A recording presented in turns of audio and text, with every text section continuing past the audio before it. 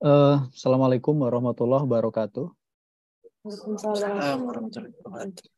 Selamat pagi, salam sejahtera Bapak Ibu. Terima kasih kepada BPDLH, kemudian Mas Ayu untuk kesempatan ini. Ya Bapak Ibu, dimanapun Bapak Ibu berada, ya kita lanjutkan kembali penyampaian materi kami dari Bank BRI tentang pengenalan pembiayaan dan analisa kami dalam memberikan kredit atau pembiayaan usaha. Izin share screen mungkin ya Mbak ya.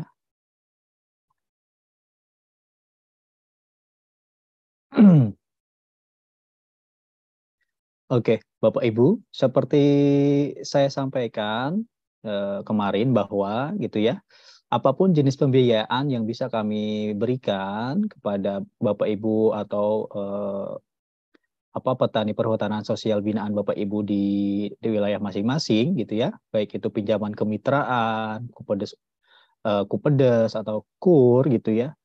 Ketiga produk tersebut kami berikan atas dasar analisa kami dalam memberi kredit tadi gitu ya, atau pembiayaan usaha. Nah, analisanya itu 5C Bapak Ibu ya. Jadi 5C itu ya ada 5C. Yang pertama adalah karakter, kemarin kita sampaikan watak gitu ya. Yang kedua itu capacity to pay atau kemampuan untuk mengangsur gitu ya Bapak Ibu. Kemudian yang ketiga itu capital atau modal. Yang keempat itu adalah agunan tambahan gitu ya. Dan kelima adalah kondisi usaha atau kondisi ekonomi yang mempengaruhi dari usaha calon nasabah kami. Kami ulangi kembali gitu ya. Jadi yang namanya karakter gitu ya atau watak Bapak Ibu dari calon nasabah atau calon debitur itu satu hal yang paling utama dalam proses pemberian kredit. Kita harus menganalisa karakter calon nasabah kita. Kenapa menjadi poin nomor satu? Karena memang ini hal yang nomor satu harus dilakukan dalam menilai individu calon nasabah. Kemudian karena karakter juga hal yang paling sulit untuk bisa kita nilai gitu ya dari satu individu orang per orang. Bahkan kalau dibuat terkomputerisasi gitu ya, kemarin kita sampaikan dibuat scoring untuk menilai karakter ini tidak bisa menjadi pegangan yang utama gitu ya. Kenapa? Karena habitatnya manusia, hakikatnya manusia gitu, individu itu karakter tuh pasti akan berbeda-beda dan akan berubah-ubah gitu ya. Sehingga kalau dibuat scoring pun akan berubah-ubah gitu ya, Bapak Ibu. Nah, tapi hal yang paling utama seperti kami sampaikan bahwa dimanapun calon nasabah atau calon debitur kami, apapun sukunya, apapun budayanya, yang namanya orang baik itu sama gitu ya penilaiannya gitu ya. Katakanlah Bang sama Bapak Ibu tuh sepakat yang namanya orang baik kalau mau kita kasih pembiayaan itu pertama harus jujur. Ya, jujur. Jujur itu adalah menyampaikan apa adanya data atau informasi yang diminta oleh Bapak Ibu atau oleh pihak bank gitu ya. Kemudian dia berkata konsisten jujur itu Bapak Ibu.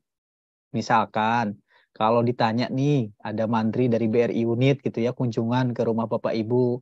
Bapak Ibu kalau sudah panen biasanya 1 hektar padi ini berapa menjadi pendapatan Bapak Ibu gitu ya. Misalkan 11 juta Mas gitu ya. Itu kalau normal, tapi kalau lagi musim panennya relatif jelek gitu ya. Nah, mungkin kita bisa hanya setengahnya saja seperti itu. Nah, menyampaikan data omset atau data penghasilan dari lahan garapan gitu ya dengan apa adanya itu merupakan salah satu kredit poin. Oh, ini nilai jujur calon nasabah kita. Gitu ya, Bapak Ibu ya. Nah, kemudian kalau nanti diminta misalkan dari pihak bank, Bapak Ibu sudah nabung belum gitu ya? Oh, belum punya tabungan di BRI. Oh ya sudah nanti dibantu dibuatkan, minta KTP gitu ya, minta kartu keluarga gitu ya. Nah, bisa menyampaikan data-data tadi, fotokopiannya, atau sekarang cukup dikirim WhatsApp.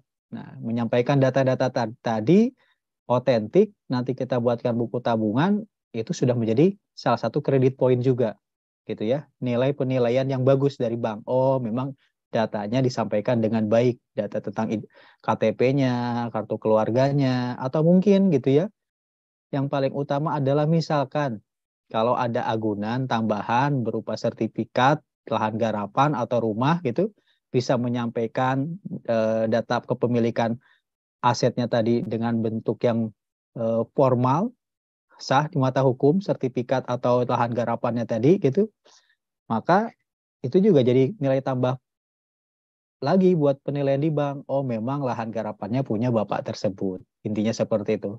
Terus nanti kan petugas kami akan ngecek tuh ke desa gitu ya. Dilihat di buku tanah, oh memang lokasinya pas gitu.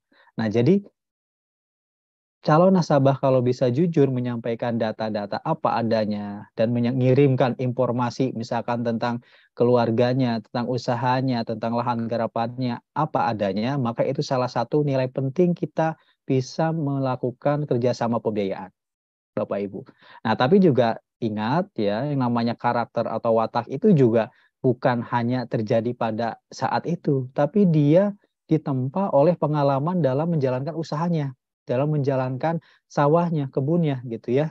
Jatuh bangunnya itu yang membentuk karakter. Dia akan menjadi orang yang jujur terus. Seperti itu. Karena kita tidak menutup kemungkinan Bapak Ibu dari bank itu juga tahu kalau misalkan ada gagal panen, ada masalah keluarga, misalkan ada masalah dengan toko-toko yang jadi suppliernya gitu ya, mau toko bibit, toko pupuk, misalkan ada keterlambatan pembayaran, itu juga kita bisa mengetahui gitu Bapak Ibu. Nah, jadi intinya adalah karakter itu hal yang utama dalam menentukan kita bisa bekerja sama tidak dengan orang untuk melakukan pembiayaan usaha, gitu ya. Nah, kemudian capacity atau kapasitas ini lebih kepada seberapa mampu usahanya untuk bisa mengangsur pinjaman, gitu ya. Biasanya dinilai dari omset usaha per bulannya berapa, laba atau rugi per bulannya berapa, sampai yang terakhir adalah berapa sisa penghasilan bulanan yang masih bisa untuk dipakai ngangsur. Ibaratnya kalau Bapak Ibu lahan sawahnya itu misalkan per hektarnya ongkosnya adalah 11 juta gitu, bisa menghasilkannya misalkan setelah panen itu 15 juta gitu ya. Artinya untuk menutup lagi ongkos tanam di lahan yang sama musim tanam berikutnya 11 juta, artinya dari 15 juta itu sisanya ada 4 juta tuh laba ibu dalam menggarap sawah. Dari 4 juta itu kan kita akan tanya lagi, dipakai untuk kepentingan keluarga berapa, misalkan katakanlah 2 juta gitu ya. Artinya ada laba gitu ya, sebesar 2 juta dari setiap hasil panen 1 hektar padi lahan garapan Bapak Ibu. Nah, dari 2 juta inilah kita yang akan menghitung seberapa pinjaman yang bisa kita setujui gitu ya, katakanlah seperti itu. Karena pada dasarnya jangan sampai nanti angsurannya lebih dari 2 juta ke bank. Nah, itu pasti akan menjadi masalah. Pertama, kalau bank tetap memaksakan angsurannya lebih dari 2 juta atau malah nasabah yang memaksakan untuk minta kapasitas lebih dari 11 juta per hektarnya untuk biaya tanamnya. Gitu. Jadi kapasitas itu lebih kepada dari sisa pendapatan bersih per bulan gitu ya, pedagang atau petani atau pekebun atau nelayan itu berapa yang bisa dipakai untuk angsur ke bank. Dan itu harus sama atau lebih kecil, jangan lebih besar karena nanti akan susah ngangsurnya Bapak Ibu. Gitu ya. Nah, kemudian yang selanjutnya adalah capital atau modal. Modal ini intinya gini. Jadi bank dalam memberikan pembiayaan gitu ya, pasti tidak akan memberikan seluruhnya pengajuan dari nasabah. Kenapa? Karena nasabah juga harus punya modal sendiri. Artinya jangan sampai modal dengkul gitu ya. Kalau misalkan punya lahan garapan tadi ya padi gitu ya, dengan ongkos garapnya 11 juta per hektar untuk padi misalkan, ya kira-kira dari 11 juta itu nasabah punya uang berapa gitu. Katakanlah 4 juta dari setiap hektarnya gitu. Artinya ada sebesar 7 juta per hektar yang bisa diajukan ke bank gitu ya. Artinya memang nasabah juga punya modal sendiri untuk menggarapnya. Kalaupun gitu ya, kalaupun nanti bank memberikan pembiayaan 11 juta full untuk lahan garap 1 hektarnya, tidak jadi apa. Karena bank pun melihat, oh ternyata ada tabungan 4 juta per hektarnya. Ibaratnya kayak gitu.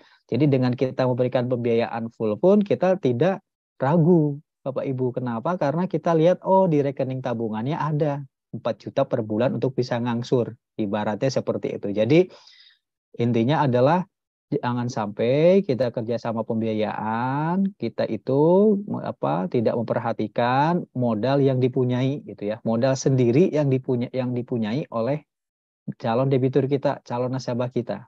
Intinya seperti itu untuk modal ya. Kemudian untuk agunan gitu ya, kolateral, agunan tambahan ini sifatnya adalah gitu apabila gitu ya dari usaha yang kita biayai, kita lakukan pembiayaan itu dirasa kurang cukup untuk mengcover keyakinan bank bisa ngangsur debitur tersebut sampai lunas gitu ya. Karena kita sama-sama nggak tahu nih Bu dari bank dan Bapak Ibu juga apakah nanti sawahnya akan bisa panen atau gagal. Misalkan apa faktor cuaca, tiba-tiba hujannya relatif lama sampai Maret masih hujan gitu ya. Padahal biasanya Februari selesai gitu. Atau mungkin tiba-tiba ada musim hama seperti itu Bapak Ibu ya. Nah, dengan adanya agunan tambahan ini bank menjadi punya keyakinan tersendiri. Kemudian dari sisi calon nasabah gitu ya. Dengan menitipkan agunannya ke bank, dia akan bekerja lebih keras gitu ya untuk bisa menjalankan usahanya sebaik mungkin karena dia punya kewajiban angsuran ke bank karena dia sudah menitipkan agunannya ke bank gitu yang suatu saat kalau dia kerja keras, berusaha, bisa untung, bisa ngangsur, artinya nanti yang dititipkan juga akan kami kembalikan kembali Bapak Ibu. Dan tidak perlu khawatir gitu ya. Kita punya berangkas tersendiri, gitu tahan banting, tahan api, sudah diasuransikan sebagai tempat penyimpanan gitu ya. Agunan tambahan Bapak Ibu bukti kepemilikannya, entah itu sertifikat, entah itu BPKB, entah itu sertifikat deposito, intinya seperti itu. Nah, agunan tambahan ini kan sifatnya kalau saya sampaikan dari 3 jenis pembiayaan BRI kemarin gitu ya. Hanya pinjaman Kupedes nih yang di BRI unit kalau Bapak Ibu ke BRI unit yang mewajibkan agunan. Selebihnya pinjaman kemitraan, KUR, apalagi KUR ya, sudah disyaratkan pemerintah tidak wajib agunan gitu. Tentunya kita hanya menilai dari full kelayakan usaha dan kemampuan bayar saja gitu. Tapi kalau untuk pinjaman yang lebih besar seperti Kupedes gitu ya, itu tentu kami juga akan meminta kesediaan nih dari calon nasabah untuk menitipkan agunannya gitu ya. Yang suatu waktu kita juga akan kembalikan ketika pinjamannya lunas gitu ya Bapak Ibu. Kemudian poin yang kelima dari penilaian kredit di bank itu adalah kondisi atau condition. Ini lebih kepada kondisi usaha Bapak Ibu atau kondisi ekonomi secara daerahnya, secara nasional berpengaruh apa tidak nih karena kepada usaha gitu ya. Kalau pertanian, perkebunan gitu ya, kondisinya apakah musimnya pancaroba gitu ya, musim hujannya lebih tinggi atau musim kemaraunya lebih panjang, tiba-tiba ada hama seperti itu akan mempengaruhi nggak gitu ke masa panen Bapak Ibu? Akan mempengaruhi nggak kepada hasil dari panen Bapak Ibu gitu. Nah, kondisi-kondisi ini inilah yang sebenarnya kita nggak bisa prediksi dari awal ketika kita mau melakukan pembiayaan. Tapi ketika berjalan ternyata ada kondisi-kondisi tersebut gitu, makanya kami mitigasi resiko sekali bahwa pinjaman Bapak Ibu kita asuransikan, agunan yang dititipkan kita asuransikan, jiwa Bapak Ibu kita asuransikan. Jadi kalau misalkan di tengah masa pinjaman ada kondisi-kondisi yang itu melemahkan usaha Bapak Ibu, melemahkan diri dari Bapak Ibu gitu ya, maka kita sudah mengcover dengan asuransi atas pinjaman yang Bapak Ibu ambil di BRI gitu ya. Nah, misalkan kondisi secara nasional kayak kemarin COVID gitu ya, berapa tahun kita 2-3 tahun mungkin ya ada yang masih terdampak, tokonya belum bisa meningkat omset penjualannya, petani belum bisa nambah lahan garapannya. Karena kenapa? Karena ketika COVID ada social distancing, ada pengetatan interaksi antar manusia, ya orang nggak bisa mungkin berdagang, karena dibatasi untuk bisa berinteraksi, gitu ya. Orang nggak bisa menjual hasil panennya ke pengepul karena untuk bisa berinteraksi aja dibatasi, gitu. Jadi bisa saja kondisi seperti kemarin yang tidak terduga gitu ya, itu sebenarnya bencana non alam gitu ya, kayak virus itu ternyata berpengaruh pada ekonomi negara, ekonomi seluruh dunia gitu.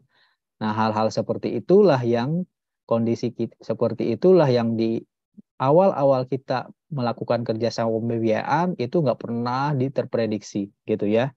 Tapi ketika ada terjadi hal-hal tadi, tentunya selama Bapak Ibu gitu ya bisa menyampaikan data kenapa usahanya menurun, kenapa panennya gagal, kenapa telat bayar gitu ya. Dengan apa adanya sampaikan ke kami petugas bank misalkan gitu, maka kami juga akan membuka opsi gitu ya. Apakah nanti akan dilakukan penyesuaian angsuran? Apakah nanti akan dilakukan penyesuaian atau penundaan angsuran pokoknya saja gitu ya? Karena belum pulih seperti itu.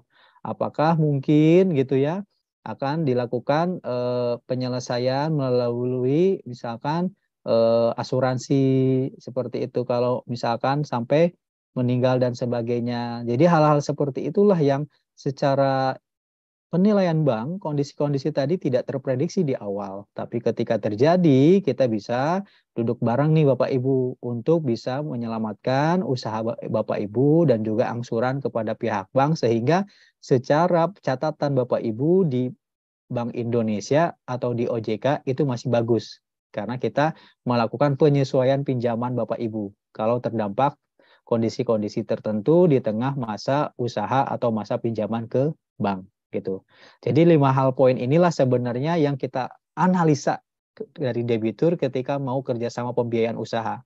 Jadi kalau Bapak Ibu melihat mantri-mantri BRI unit kunjungan ke rumah, ke toko, ke sawah gitu, itu dalam rangka analisa sebenarnya. Mungkin bentuknya ngobrol, ngopi gitu ya, diskusi ringan, tapi sebenarnya petugas kami itu sedang mengakses Bapak Ibu. Jadi selama Bapak Ibu bisa menyampaikan data apa adanya, petugas kami juga akan menganalisa, menghitung sesuai data Bapak Ibu apa adanya gitu. Sehingga ketepatan antara pengajuan pinjaman dan putusan pinjaman yang bisa direalisasikan itu relatif cocok ibaratnya gitu. Kalaupun resikonya relatif tinggi, tentunya kami juga tidak akan memberikan pinjaman sesuai dengan pengajuan Bapak Ibu karena pihak bank juga menilai, oh ini resikonya terlalu tinggi gitu ya. Misalkan dari 100 juta, kami hanya menyetujui 73 juta, 75 juta, itu kan nanti kami sampaikan, nanti kami negosiasikan. Nah, tinggal putusan ada di calon nasabah, mau ambil atau tidak gitu ya. Tapi kalau resikonya relatif rendah, misalkan udah karakternya baik gitu ya, dia jujur kepada karyawannya, kepada supplier barang dagangannya gitu ya, dia jujur kepada pengepulnya seperti itu, rumah tangganya juga berjalan baik gitu ya, kemudian usahanya juga relatif berjalan baik, ada untuk bisa ngangsur, terus kemudian dari omset usahanya bisa ditabung sebagai cadangan untuk modal, kemudian juga lahan garapan atau toko atau rumahnya juga sudah punya kepemilikan bentuk sertifikat atau yang sejenisnya, terus kemudian tidak ada kondisi-kondisi tertentu yang menyebabkan debitur melemah dalam segi usaha atau dirinya, ya tentu risiko-risiko rendah tadi memungkinkan kita bisa menyetujui permohonan pinjaman Bapak Ibu maksimal 100%. Kurang lebih seperti itu. Jadi 5 hal inilah Bapak Ibu yang saya sampaikan adalah analisa dari pihak perbankan untuk menganalisa pribadi diri dari calon nasabah, menganalisa usahanya nasabah, menganalisa agunannya nasabah, dan menganalisa kemungkinan-kemungkinan yang akan terjadi di kemudian hari itu yang akan kita analisa untuk bisa memproses lebih lanjut atas pengajuan nasabah atau calon debitur kami. Nah, Bapak Ibu, atas dasar analisa tadi, kami dari pihak perbankan secara prosesnya seperti ini, analisa kredit. Jadi ada customer finansial, artinya ada data-data dari customer. Finansial ini lebih kepada keuangan, misalkan, oh sudah punya tabungan. Terus nanti kami lihat transaksi tabungannya, lebih banyak setor atau lebih banyak narik nih. Kalau lebih banyak narik, jangan-jangan gitu ya, memang tidak ada keuntungan usaha yang bisa ditabung. Kalau lebih banyak setor, artinya Bapak Ibu sudah bisa menabung atas hasil penjualan usahanya. setelah dikurangi ongkos-ongkos untuk usaha dan keluarga gitu ya. Nah, kemudian nanti dilihat juga nih apakah sedang menikmati pinjaman lain atau tidak. Jangan sampai gitu ya, mengajukan ke BRI ternyata masih punya pinjaman di bank lain, maka akan memberatkan angsurannya Bapak Ibu. Jadi seyogianya mungkin kalaupun kami proses pinjamannya, tentu tidak akan melebihi dari pinjaman yang sedang berjalan yang lagi dinikmati. Karena khawatirnya nanti Bapak Ibu kesulitan dalam mengangsur. Nah, hal-hal finansial seperti itulah yang kita analisa nih Bapak Ibu.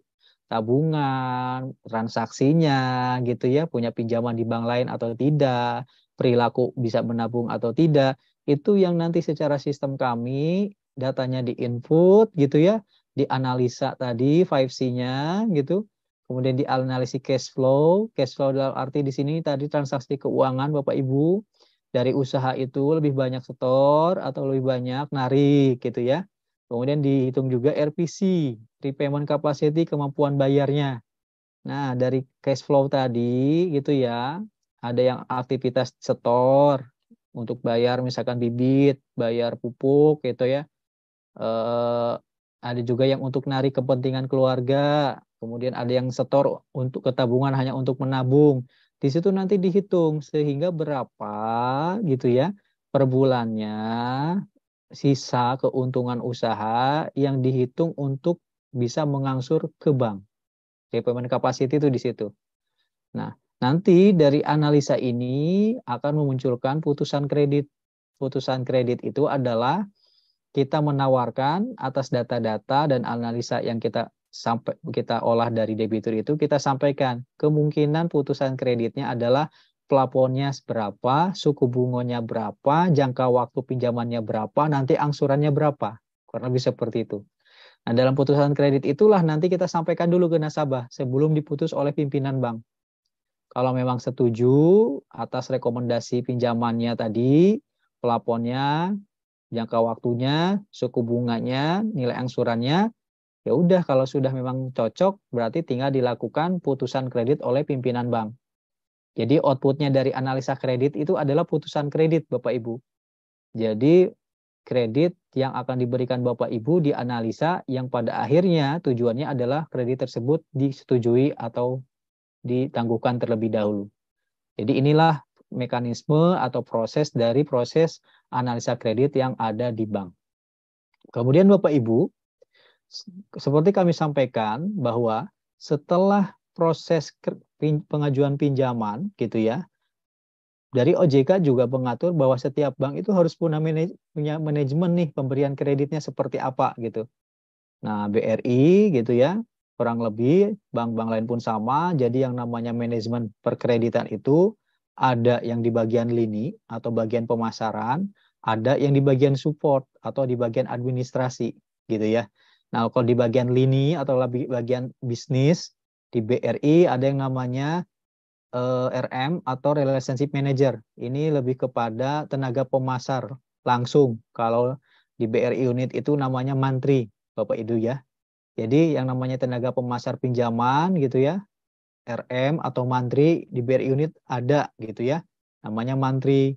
Di kantor cabang atau cabang pembantu namanya RM. Nah, itu adalah petugas-petugas kami yang akan melakukan proses atas pengajuan Bapak Ibu. Kemudian gitu ya, ada juga dari lini itu namanya CRM, Credit Risk Management. Ini adalah petugas-petugas kami yang melakukan penilaian risiko gitu ya, credit risk tuh. Menilai risiko dari analisa kredit yang Bapak Ibu ajukan. Di setiap kantor kami ada, di unit ada gitu ya, ada Bapak Ibu Mantri nanti akan menilai tentang catatan risiko dari pengajuan kredit Bapak Ibu yang disampaikan oleh Mantri. Di cabang pembantu, kemudian di kantor cabang juga ada petugasnya. Nah, setelah di segmen atau di jajaran lini atau bisnis, manajemen kredit juga ada di bagian support, bagian administrasi lah gitu ya, dan layanan keuangannya atas kredit yang sudah disetujui. Di BRI unit tentu Bapak Ibu bisa mengenali customer service kita gitu ya. Begitu juga di KCP dan kantor cabang, selain ada customer service juga ada petugas administrasi kredit. Itu yang biasanya gitu ya menyeleksi dokumen dari pengajuan pinjaman, melihat data-data gitu ya, baik data-data pribadi seperti KTP, kartu keluarga, akta nikah, data tentang usaha, misalkan surat izin usaha gitu ya. Itu yang nanti akan melihat untuk menganalisa dokumen-dokumen tadi, itu dilakukan oleh bagian administrasi kredit. Dan sampai pada akhirnya nanti itu catatan gitu ya, catatan pinjaman dari OJK untuk setiap pribadi yang mengajukan pinjaman itu juga dianalisa oleh teman-teman kami yang di bagian administrasi kredit. Dan setelah nanti kreditnya itu disetujui dan akan direalisasikan, dicairkan ke rekening tabungan, itu juga nanti yang akan membantu ada teman-teman dari support atau dari administrasi kredit. Gitu ya Bapak Ibu ya. Kemudian, nah kalau tadi adalah jajaran manajemen yang memproses kredit, gitu. Di setiap bank juga ada jajaran yang terlibat dalam putusan kredit, gitu ya. Siapa saja yang itu adalah pejabat pemutus. Dia bisa individual, bisa komite. Nah, pejabat pemutus ini dibedakan berdasarkan gitu besaran pinjamannya. Kalau pinjamannya, kalau kami di BRI gitu ya, sampai dengan 1 miliar masih bisa diputus secara individual gitu ya di kantor cabang. Tapi kalau pinjamannya sudah lebih besar, maka akan diputus oleh komite yang melibatkan lebih dari 1 orang pejabatnya gitu ya. Nah, komite kredit ini ada di kantor cabang, ada di kantor wilayah, dan juga ada di kantor pusat gitu. Jadi para pejabat pemutus inilah nanti yang punya kewenangan di setiap bank untuk bisa menyetujui, menangguhkan atau menolak dari pengajuan pinjaman tadi. Gitu ya. Dan pejabat pemutus ini dibedakan berdasarkan besaran pinjaman yang akan diputusnya. Kalau masih dalam gitu ya, wewenang pejabat pemutus individual, artinya bisa diputus oleh 1 orang, ada di kantor cabang, ada di kantor cabang pembantu, ada juga di BRI unit. Tapi kalau pinjamannya sudah relatif besar, maka dia akan dilakukan komite dulu. Diputus oleh beberapa orang dalam komite tersebut sesuai dengan gitu ya besaran pinjamannya, sesuai dengan pengajuannya di mana nih, di kantor cabang, kantor wilayah, atau kantor pusat, dan sesuai dengan resiko yang dinilai oleh komite tersebut. Itulah yang dinamakan dengan manajemen perkreditan. Itu ada pejabat yang memutus dan ada pihak yang melakukan pemrakarsa atau pengajuan pinjaman. Kemudian Bapak Ibu, seperti apa sih sebenarnya proses prakarsa dan putusan kredit? Kita sampaikan, jadi secara sederhana ini adalah proses dari pengajuan pinjaman gitu ya sampai dengan putusan. Jadi yang pertama itu ada prakarsa dan permohonan. Jadi ada permohonan nih dari calon debitur, dari sepucuk surat gitu ya, menyampaikan data diri, data usaha, kemudian menyampaikan omset usaha gitu, dan menyampaikan kemampuan ngangsur per bulannya berapa, itu menyatakan mengajukan permohonan pinjam kepada BRI misalnya gitu ya.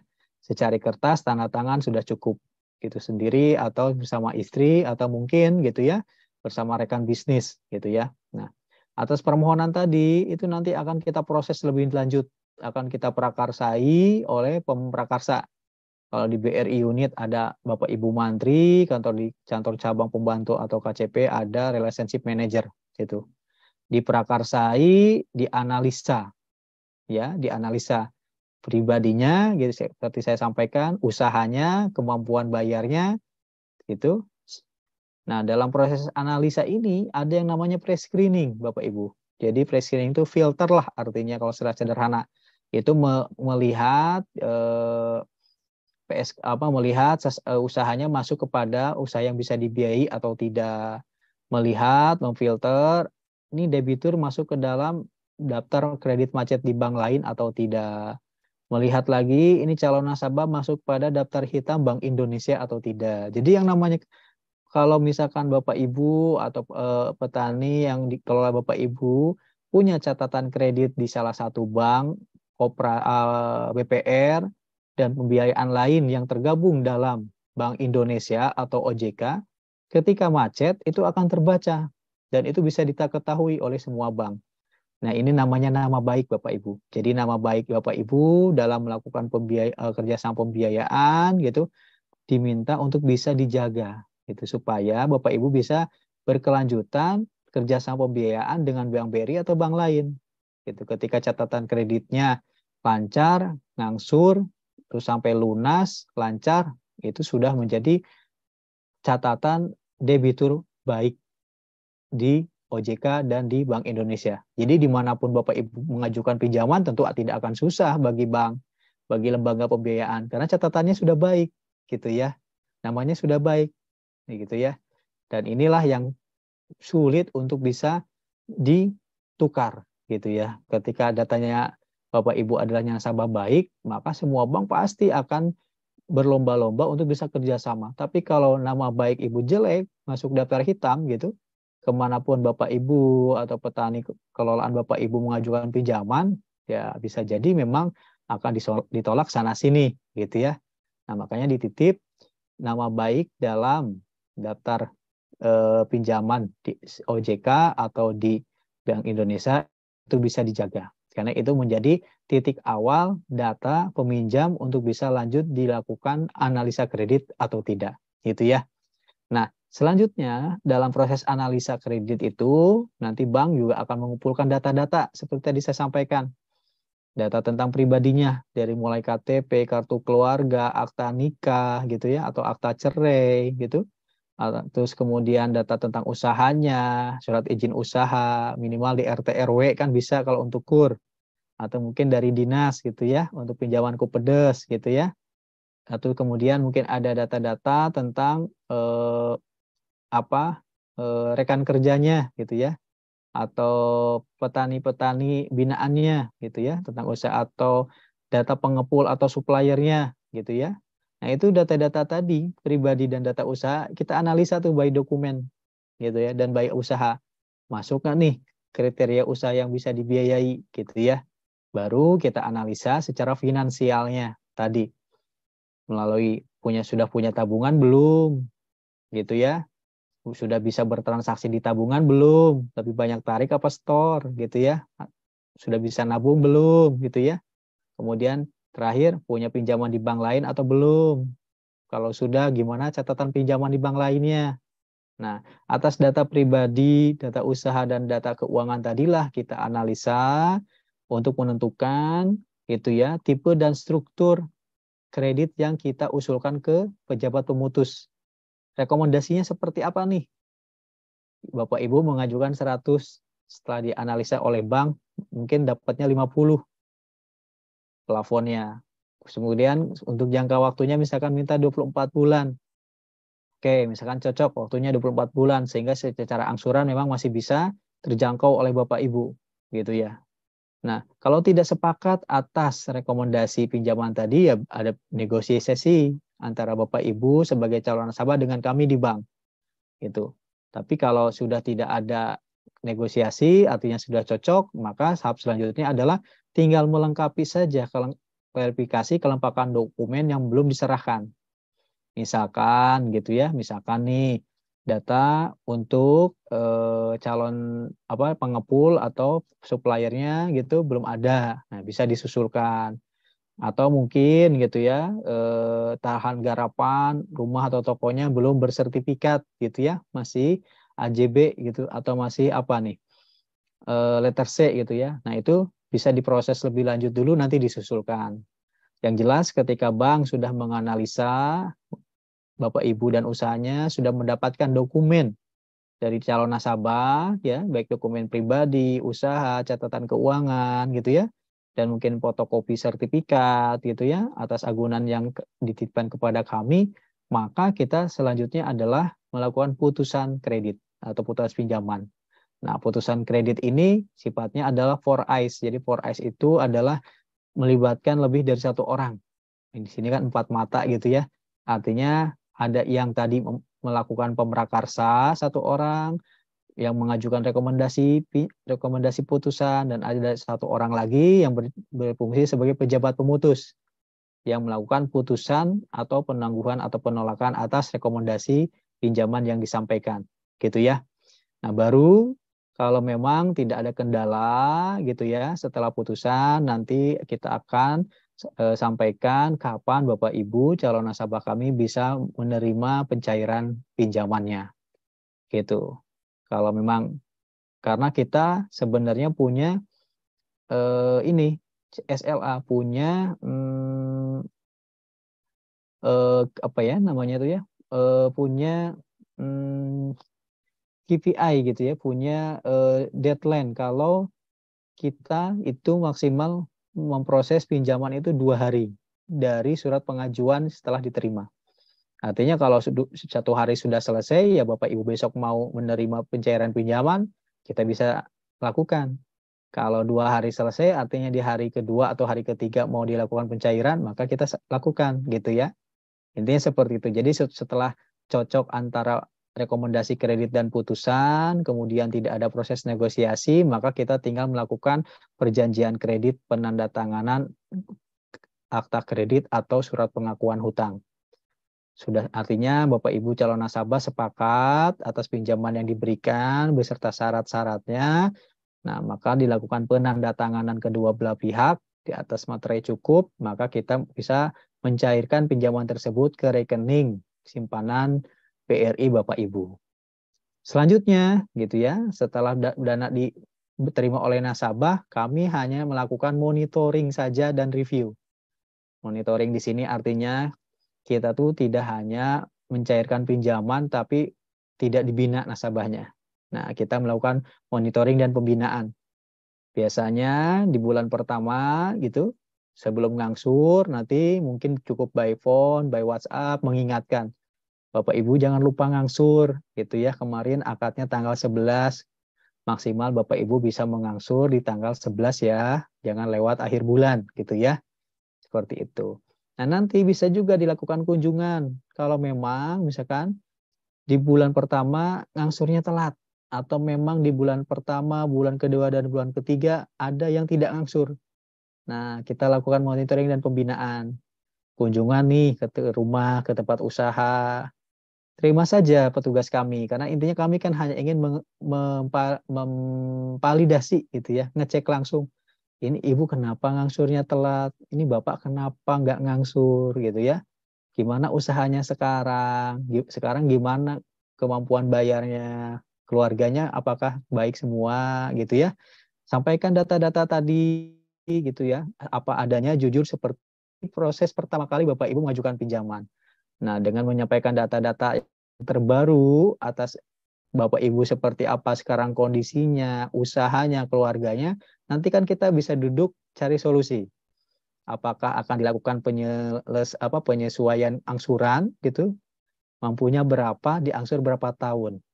Yang penting Bapak Ibu bisa ngangsur aja dulu untuk menjaga nama baik Bapak Ibu gitu ya. Tadi seperti saya sampaikan, jangan masuk daftar hitam OJK sama BI nih, repot nanti urusannya kan Bapak Ibu. Nah, yang penting bisa ngangsur dulu aja gitu. Nanti ketika sudah bisa ngangsur sesuai kemampuan yang terbaru, sewaktu-waktu gitu ya, karena catatan Bapak Ibu bagus, mau kembali mengangsur seperti sebelum masa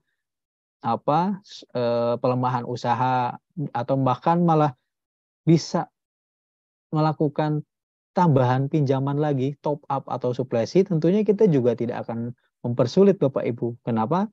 Karena ketika Bapak Ibu terjadi pelemahan usaha atau pelemahan usaha dan keluarga yang menyebabkan angsurannya gitu ya, tersendat, tapi kemudian kita bernegosiasi untuk penyesuaian angsuran sesuai kemampuan terbaru dan malah Bapak Ibu dan usaha bisa mengangsur secara lancar, maka tidak menutup kemungkinan ketika omsetnya naik kembali, Bapak Ibu mau melakukan top up atau suplesi pinjaman, maka bank juga akan memproses lebih lanjut gitu Bapak Ibu sesuai dengan analisa terbaru dari usaha dan kemampuan angsuran.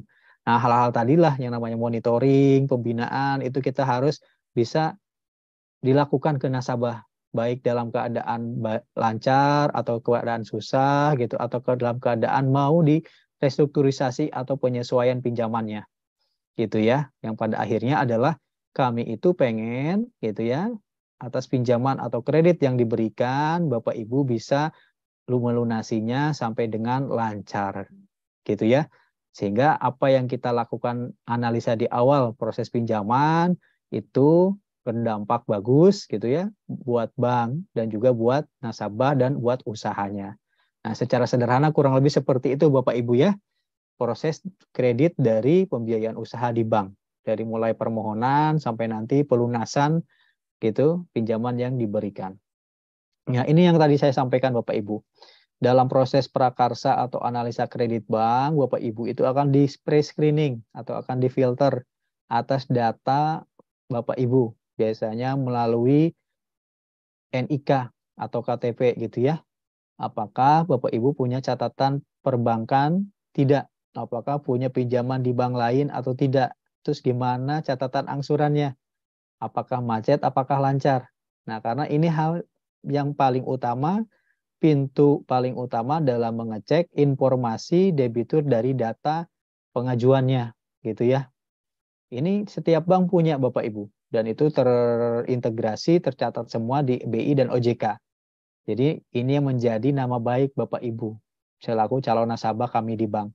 Selama catatan sliknya bagus, gitu ya, walaupun punya pinjaman tapi tetap bisa ngangsur lancar, maka ketika Bapak Ibu mau proses top up pinjamannya atau pindah ke bank lain gitu ya, karena mungkin lebih dekat ke rumah, karena pelayanannya bagus gitu, maka ya akan diterima, akan berlomba-lomba malah ya. Kalau nama baik Bapak Ibu bagus di catatan pinjaman itu, siap bank juga akan mendatangi rumah Bapak Ibu untuk menawarkan pinjaman gitu ya. Seperti itu. Nah, data-data inilah yang sebenarnya harus dijaga oleh Bapak Ibu ya, dari identitas debitur, kemudian kalau usahanya adalah join gitu ya. Nah, joinan misalkan ya, saya sama Pak Mas Hayu nih, maka data slik Mas Hayu dan data slik Mas Fuad itu juga harus sama baiknya. Karena kalau pengajuannya usahanya dijalankan oleh dua orang, jangan sampai salah satu atau kedua-duanya catatan perbankannya jelek. Nah, itu pasti akan susah diterima oleh bank lain gitu ya. Kemudian juga informasi dari catatan pinjaman itu juga tidak hanya identitas pribadi dan partner kerja ya, tapi juga fasilitasnya, fasilitas pinjamannya itu lancar atau tidak, terus mungkin ada data agunannya atau tidak, terus misalkan diasuransikan atau tidak. Jadi ketika Bapak Ibu dalam proses sedang memiliki pinjaman di bank, dijaga benar itu nama baiknya, angsurannya, supaya catatannya masih bagus sehingga kemanapun nanti Bapak Ibu melunasi, melakukan tambahan pinjaman, suplesi atau top up, Bapak Ibu tidak akan mendapatkan kendala dalam proses pinjaman lebih lanjut karena memang nama baik atau catatan Bapak Ibu itu di OJK dan SLIK itu baik dalam pinjaman di bank-bank. Gitu ya Bapak Ibu ya. Kemudian, nah setelah kita menganalisa data pribadi dari catatan pinjaman tadi, dari SLIK, OJK, atau Bank Indonesia, maka selanjutnya adalah fresh screening atau filter dari usaha yang sedang dijalankan. Jadi setiap bank itu punya namanya filtering pasar sasaran. Gitu. Misalkan kalau toko sembako lah petani sawah itu masuk pada segmentasi atau pasar sasaran pembiayaan yang bisa dilakukan atau tidak. Yang jelas bisa ya. Tapi kalau misalkan penyelundupan gitu ya, penyelundupan bibit gitu, setelah diketahui tentu itu tidak bisa masuk dalam segmentasi atau pasar pembiayaan usaha. Karena itu termasuk dalam tindakan yang dilarang oleh OJK, oleh bank-bank. Seperti itu ya.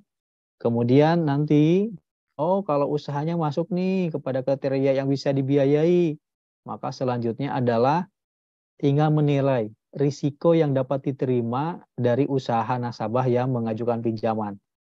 Misalkan kayak tadi ya, misalkan kalau punya lahan garapan, risikonya berarti kan harus memprediksi kalau memang nanti ada cuaca yang ekstrim. Musim hujan lebih panjang, musim kemarau-nya lebih panjang, atau ada resiko misalkan banjir gitu. Nah, hal-hal yang tadilah yang resiko yang pasti terjadi di setiap usaha itu kita ukur nih. Mana yang bisa diterima, mana yang tidak bisa diterima. Kurang lebih seperti itu. Artinya dengan kita menganalisa risiko usaha calon nasabah di awal, kita sudah bisa memprediksi sewaktu-waktu ada terjadi, maka gitu ya, pinjaman Bapak Ibu kita coba asuransikan. Kalau misalkan Bapak Ibu selaku calon nasabah kami sudah mulai tua dalam menjalankan usaha gitu ya, ataupun udah mulai gitu pelemahan kesehatan, dan kemudian keluarga belum ada yang siap melanjutkan, maka langkah baiknya Bapak Ibu kita tawarkan asuransi jiwa juga untuk bisa menunjang fasilitas pinjamannya. Jadi misalkan ya, amit-amit misalkan kalau nasabah kami meninggal, artinya dengan sudah mengasuransikan jiwa, maka sisa pinjamannya akan dilunasi nih sama perusahaan asuransi tersebut. Artinya Bapak Ibu juga pinjamannya selesai dan tidak ada beban untuk keluarga atau ahli waris. Mohon Jadi maaf Pak Fuad, 10 menit lagi ya Pak ya. siapa ayo. Jadi atas resiko-resiko tadilah yang sebenarnya ketika kita sudah bisa prediksi, maka kita bisa pasang asuransi untuk mengurangi gitu ya resiko tersebut apabila terjadi baik pada Bapak Ibu usaha gitu yang menjadi nasabah kami. Nah, ini secara singkat gitu ya tadi proses prakarsa dan analisa kredit dari mulai pengumpulan data, kemudian kita analisa 5C-nya gitu ya, pribadi, usaha, keluarga, rekan bisnis, kemudian kita analisa untuk menetapkan struktur pinjamannya, plafonnya berapa gitu ya, suku bunganya berapa, jangka waktunya berapa gitu, sehingga kita usulkan ke pemutus sebagai rekomendasi. Dan apabila syarat-syarat dokumen sudah lengkap gitu ya, nilai risikonya sudah kita hitung, maka kita bisa melakukan putusan kredit. Dan apabila calon nasabah kami sudah sesuai dengan struktur pinjamannya, tidak ada negosiasi lebih lanjut, maka bisa langsung dilakukan perjanjian kredit dan pencairan kredit. Kurang lebih seperti itu ya Bapak Ibu. Nah, kemudian selanjutnya adalah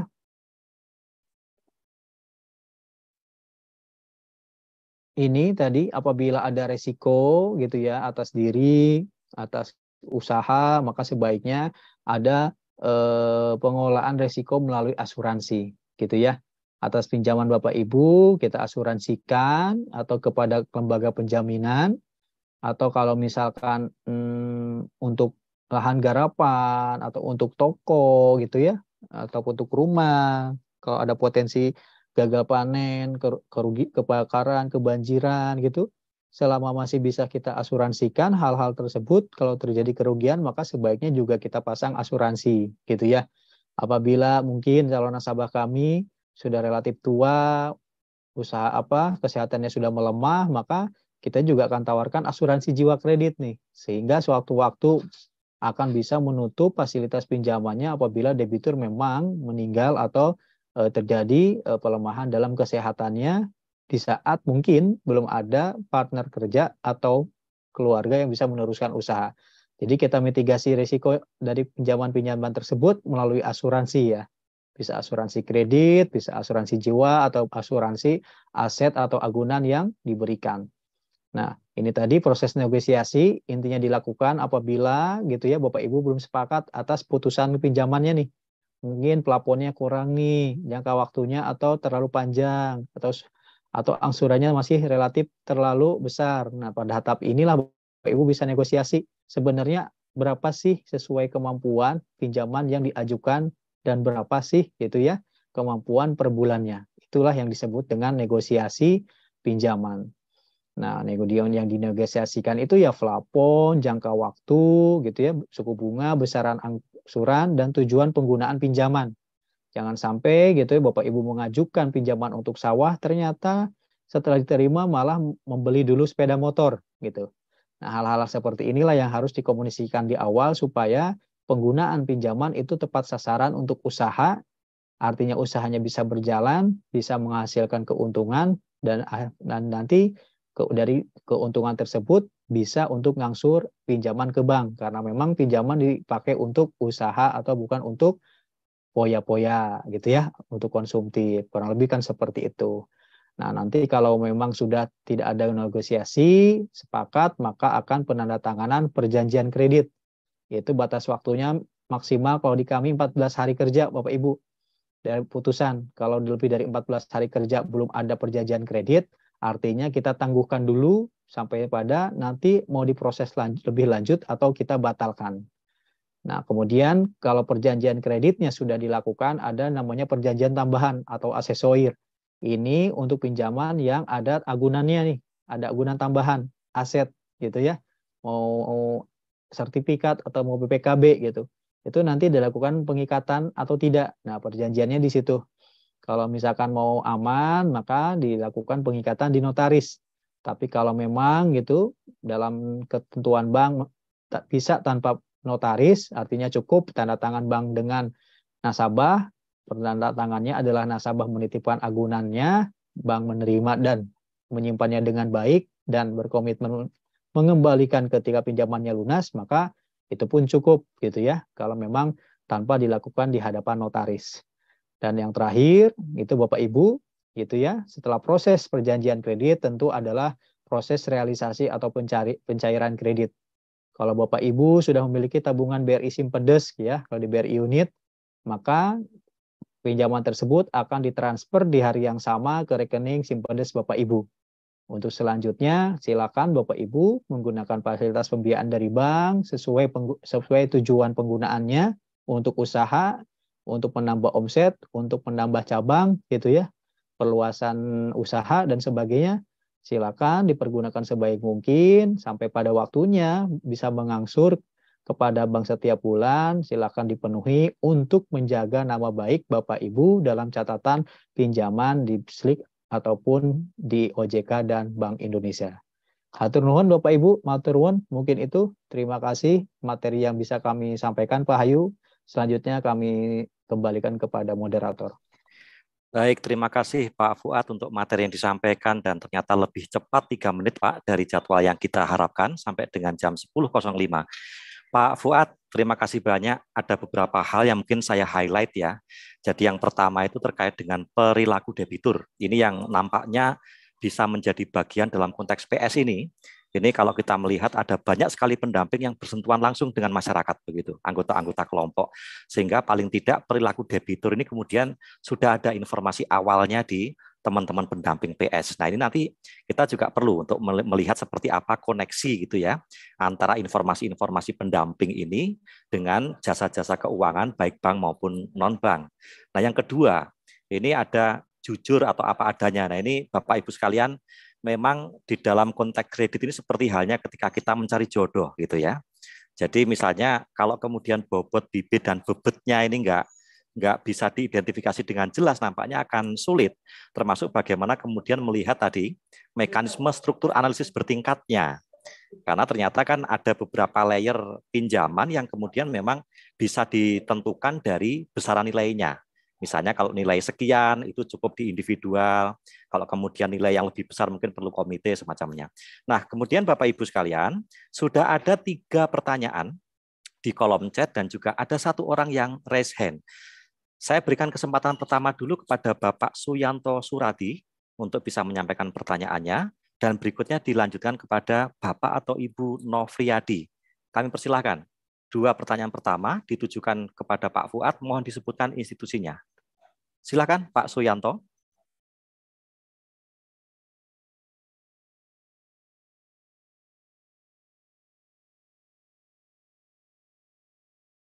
Mikrofonnya masih di mute nampaknya Pak Suyanto. Oke, terima kasih. Assalamualaikum warahmatullahi wabarakatuh. Selamat pagi. Dengar Bapak? Bisa? Cukup jelas Pak, silakan Pak. Oke. Jadi saya Pak Suyanto Suradi, penggiat BUMDes, konsultan BUMDes, juga asisten tenaga ahli di Dirjen Bina BUMDes. Satu hal saya punya pertanyaan mengenai tadi ada layer pinjaman ya tadi disebutkan tadi. Satu hal sebagai produknya BRI sendiri itu kategorisasi kredit itu sampai seberapa jauh sih, mulai dari yang tertinggi sampai yang terendah. Bisa ada korporasi, ada komersial dan lain sebagainya sampai ke bawah itu ya. Yang pertama. Kemudian yang kedua berita mengenai persyaratannya. Persyaratan katakanlah untuk pengajuan, kalau katakanlah ambil contoh yang PS itu yang menyusun usulan proposalnya itu siapa? Gitu. Apakah pendamping, apakah dari kelompok itu sendiri, ya kan, atau dari perorangan, itu satu. Itu pertanyaan saya. Juga kalau semakin ke atas tuh nanti kan ada persyaratan. Kalau komersial itu cukup proposal, kalau dengan korporasi itu harus pakai feasibility study. Nah ini bagaimana? Apakah mungkin katakanlah kalau kelompok itu banyak, itu bisa aja mungkin dilakukan sebagai feasibility study gitu. Kalau sampai banyak terkumpul beberapa klaster gitu ya, disatukan dalam satu pengajuan gitu kan, itu bisa aja dalam satu feasibility study gitu. Saya kira dua itu aja yang saya tanyakan. Terima kasih. Terima kasih Pak Suyanto. Berikutnya kepada Pak Nofriyadi kami persilahkan, dan setelahnya nanti kami berikan kesempatan kepada Mas Syahafudin. Pak Nofriyadi, kami persilahkan. Oke, Assalamualaikum warahmatullahi wabarakatuh, Pak Moderator. Selamat pagi semuanya. Terima kasih ini atas kesempatan diberikan untuk saya. Nama saya Nofriyadi, saya staf di Bappenas, kebetulan di Direktorat Pangan Pertanian.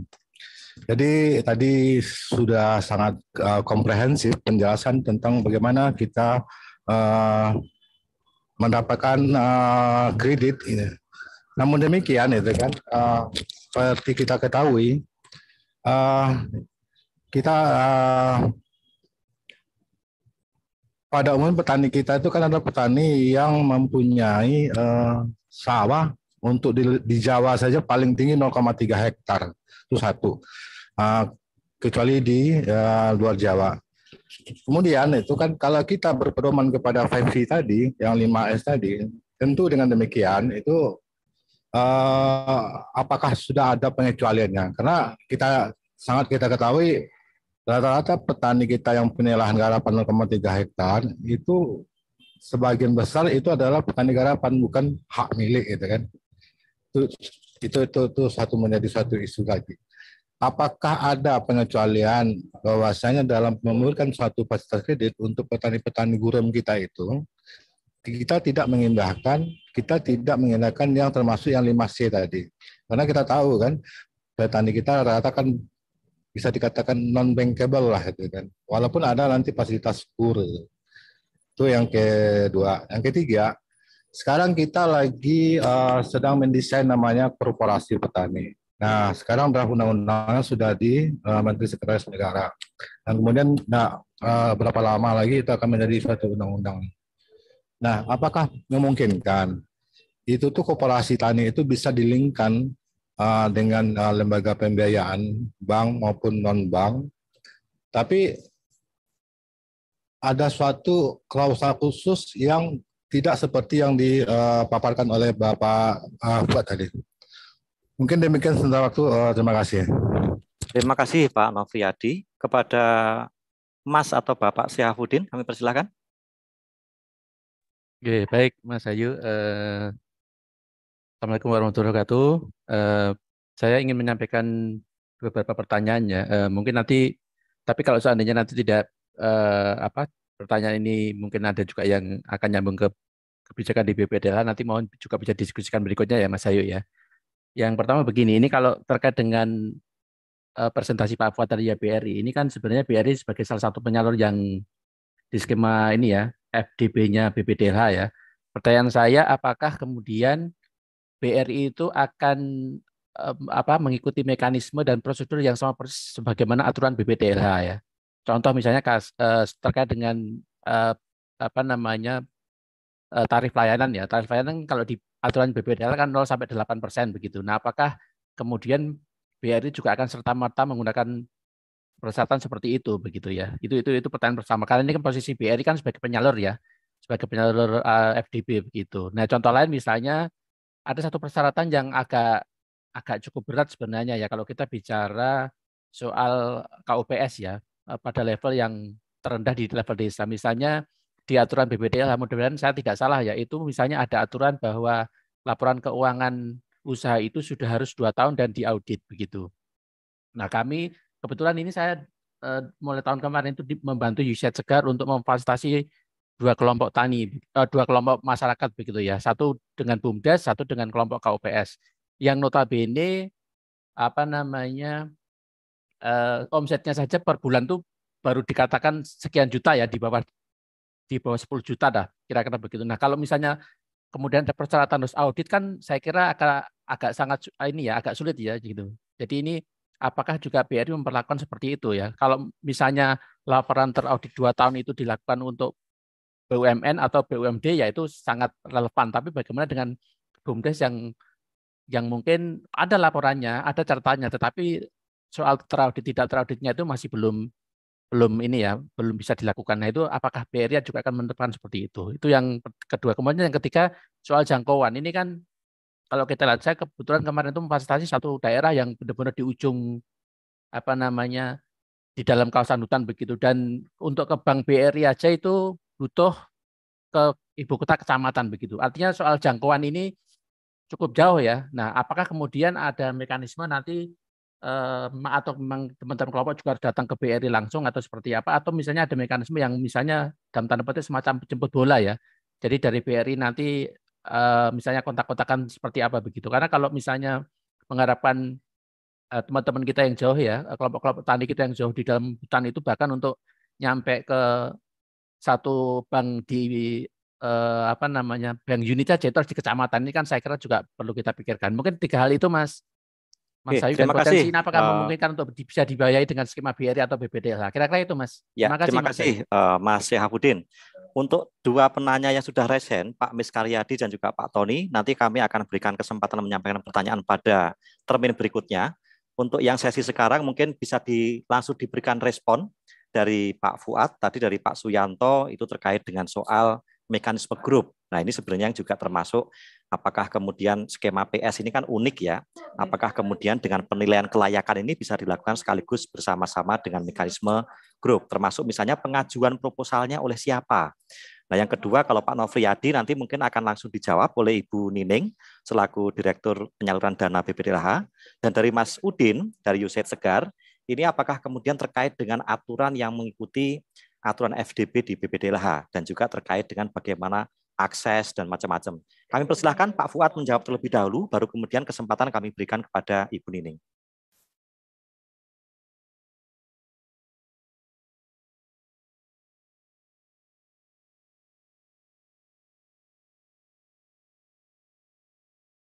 Ya, lumayan banyak Mas Ayu ya pertanyaannya. Dan menantang semua ini, karena Bapak Ibu kayaknya juga semangat belajarnya tinggi ya. Gini, ada beberapa pertanyaan yang saya catat dan tadi disampaikan oleh Mas Hayu ya. Yang pertama mungkin saya respon tentang segmen kredit ya, atau plafon pinjaman yang ada di Bank BRI gitu ya. Ya, pertama yang paling kecil itu adalah kredit mikro. Kredit mikro itu ya minimal 100.000, maksimal 500 juta. Itu bisa diajukan kerjasama pembiayaan di BRI unit, dan pelayanannya ada di BRI unit. Ada juga yang pelayanannya di teras BRI unit yang ada di pasar tuh, gitu ya. Itu kredit mikro. Kredit mikro ini pembiayaannya individual Bapak Ibu. Jadi kita hanya membiayai orang per orang, bukan badan usaha, gitu ya. Tapi kalau untuk pelayanannya misalkan kayak kelompok tani gitu ya, Gapoktan atau yang ke UPS. Nah, pelayanan pinjamannya bisa di BRI unit gitu. Walaupun pinjamannya diajukan di kantor cabang. Kemudian di atas kredit mikro itu ada kredit kecil Bapak Ibu. Itu di atas 500 juta sampai dengan 50 miliar ya. Itu pengajuan, pinjaman, dan proses pelayanannya gitu ya. Untuk yang sampai dengan 5 miliar itu bisa di kantor cabang pembantu. Tapi untuk yang maksimal sampai 10 atau 50 miliar itu bisa di kantor cabang, tergantung size dari kantor cabang kami gitu ya. Kalau di ukuran kantor cabang di Jakarta ya ada kantor cabang besar yang bisa sampai pelayanan puluhan miliar, tapi kalau di daerah mungkin gitu ya pelayanannya maksimal paling sampai 10 atau 25 gitu ya, tergantung. Itu kredit kecil. Nah, kredit kecil ini pemutusnya juga beda. gitu ya. Ada yang individual, ada yang komite kredit. Kalau untuk komite kredit berarti putusannya melibatkan banyak pejabat pemutus BRI ya. Itu biasanya pinjaman di atas 5 miliar gitu. Kemudian segmentasi kredit terakhir itu kredit korporasi, itu ya di atas 50 miliar sampai batasan pinjaman maksimal yang bisa diberikan BRI atas catatan OJK gitu ya. Kita juga nggak tahu nih batas maksimalnya berapa, tergantung dari catatan OJK. Itu kredit korporasi ya, besar-besar itu biasanya. Salah satu nasabah kami, nasabah lama sampai dengan sekarang, kalau korporasi itu ya Sinarmas, gitu ya, perusahaan sawit, kertas, pulp paper, bahkan Sinarmas juga punya bank sendiri kan, gitu ya. Itu adalah nasabah kami yang kami rintis dulu sampai sekarang menjadi besar, tetap menjadi nasabah korporasi kami gitu. Ya, pelayanannya ya lebih dari itu kalau untuk nasabah-nasabah besar, ada untuk transaksi setoran, penarikan jumlah besar, ada transaksi keuangan valuta asing, mata uang apa luar gitu ya, untuk transaksinya dan seperti itu. Itu juga sama kredit korporasi yang mutus adalah komite kredit gitu ya, yang baik ada yang di kantor wilayah sampai dengan yang di kantor pusat, para direktur-direktur kami dan tenaga konsultan. Nah, gitu Bapak Ibu ya. Jadi saya yakin intinya segmentasi kredit ini menyesuaikan juga pada skala usaha calon nasabah kami. Kalau mikro ya cukup di BRI unit gitu ya. Kalau memang kecil bisa di kantor cabang atau cabang pembantu, tapi kalau skala usahanya sudah korporasi gitu ya, tentu juga pengajuannya akan di kantor wilayah atau kantor pusat, tapi untuk layanan keuangan, tabungan, transaksi rupiah atau valuta asing gitu ya, itu bisa dilayani di kantor cabang seperti itu. Kemudian yang selanjutnya tentang mekanisme penyusunan proposal atau feasibility study untuk yang grup gitu ya. Sebenarnya konsep KUPS ini kan dulu namanya Gapoktan ya, gabungan kelompok tani gitu ya. Nah, kalau di kami di mikro Bapak Ibu, pengajuannya itu per anggota petani, anggota KUPS gitu ya. Tapi gitu ya. Nah, si kelompoknya ini bersama mantri kami itu yang akan membantu penyusunan proposal atau menyusun unit cost atau menyusun berapa plafon pinjaman untuk kebutuhan garapannya. Intinya seperti itu. Nanti didampingi gitu ya. Si KUPS mendampingi, terus nanti mantri kami yang akan ngecek kebutuhan pembiayaannya sebenarnya berapa gitu. Nah, untuk pengajuannya silakan saja diajukan kolektif oleh ketua kelompoknya, tapi yang jelas nanti kami menilai kalau untuk di BRI unit menganalisa gitu ya dari pengajuan sampai dengan melakukan perjanjian kredit dan pencairan itu per individual. Langsung ke rekening per individualnya gitu ya. Karena di BRI unit memang pengajuannya adalah individual. Tapi secara asesmen gitu ya, dari mulai penyusunan proposal atau feasibility study, terus mengaksesnya, kita bisa mengakses per individu dan per kelompoknya. Ibaratnya ya, bonafiditas kelompoknya juga harus terjaga dengan baik gitu ya. Siapa pengurusnya, bagaimana keaktifannya, lokasinya di mana, itu juga kita asesmen tuh, selain kelompok-kelompoknya.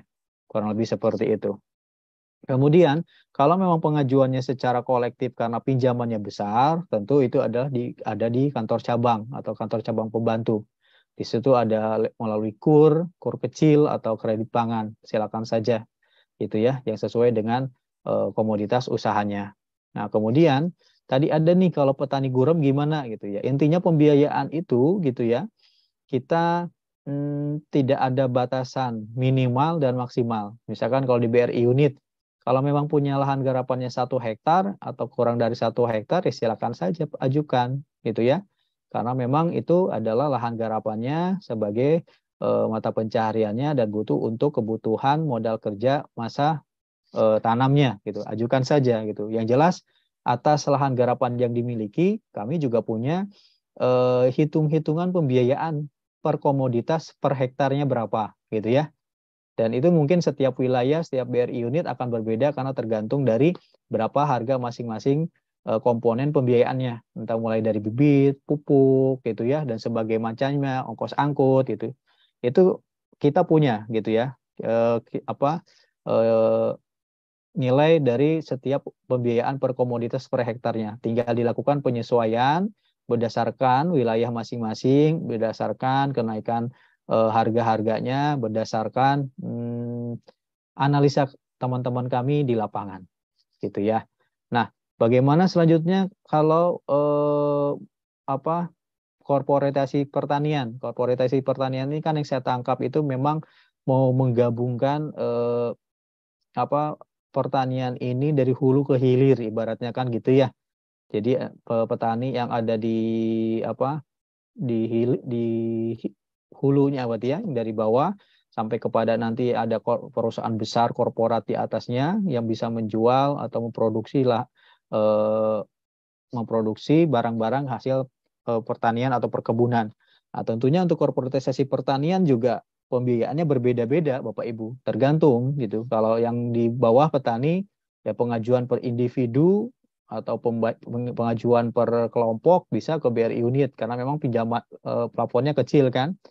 Pembiayaan kita lakukan secara individu, untuk layanan bisa dilakukan secara individu atau kelompok. Kemudian kalau untuk yang ada di tengah-tengahnya nih gitu ya, dari korporasi pertanian dengan skala usaha yang lebih besar memiliki permodalan untuk bertindak sebagai pengepul misalkan kan, yang membeli dari petani, dan untuk membeli bahan dari hasil-hasil tani itu butuh tambahan modal, dia bisa mengajukan ke kantor cabang atau cabang pembantu. Dan untuk korporatnya, untuk perusahaan besarnya yang ada di atas dari korporasi pertanian itu yang bertindak bisa sebagai pengepul besar, bisa sebagai produsen yang memproduksi barang-barang jadi dari hasil tani, tentu juga dengan skala usaha yang lebih besar korporat itu, pengajuan kerjasama pembiayaannya juga bisa dilayani di kantor cabang dan kantor kami yang di atasnya sesuai dengan skala usaha dan kebutuhan pembiayaannya gitu ya. Nah, kemudian untuk syarat usaha, Pak Fuad, yes, bisa lebih cepat untuk kemudian nanti kita bisa memberikan kesempatan kepada Ibu Nining untuk bisa memberikan respon. Kemudian untuk syarat pinjaman tadi ya, untuk lama usaha dan keuangan, sebenarnya tergantung pengajuan pinjamannya di segmen mana gitu ya. Kalau petani kecil, pengajuannya juga relatif kecil, dilayani di BRI unit gitu ya. Kalau lama usaha kan minimal 6 bulan kalau di kami. Ibaratnya gitu ya, 6 bulan lah ya, baru bisa dibiayai itu. Kemudian untuk catatan keuangan ya, kalau pengajuannya di BRI unit untuk pinjaman mikro, untuk catatan keuangan ya cukup melampirkan data transaksi di rekening tabungannya. Jadi kita bisa ngelihat ini banyak narik atau banyak setor, seperti itu. Jadi kalau di BRI unit ya cukup itu, syarat minimal 6 bulan usahanya. Kemudian untuk catatan keuangan bisa menyampaikan transaksi tabungan ya minimal 1 bulan atau 3 bulan terakhir seperti itu. Jadi kita bisa melihat transaksi keuangannya nih, banyak setor, banyak narik atau banyak nabung, untuk melihat sebenarnya dia punya tabungan atau tidak, punya modal yang cukup atau tidak gitu ya, untuk menjalankan usahanya seperti itu. Kemudian untuk fitur pinjaman ini saya belum tahu nih, nanti kerjasama BPDLH sama BRI seperti apa. Yang jelas kami pun punya fitur pinjaman sendiri. Fitur pinjaman itu ya ongkos-ongkos kredit lah salah satunya. Ya kalau di BRI unit ongkos kredit itu cuma 3 Bapak Ibu. 1 administrasi, 2 provisi, 3 asuransi. Kalau administrasi ya, untuk administrasi itu minimal kita 50.000 sampai maksimal 450.000. Jadi kalau 50.000 tuh kalau pinjamannya di bawah 50 juta itu administrasinya 50.000.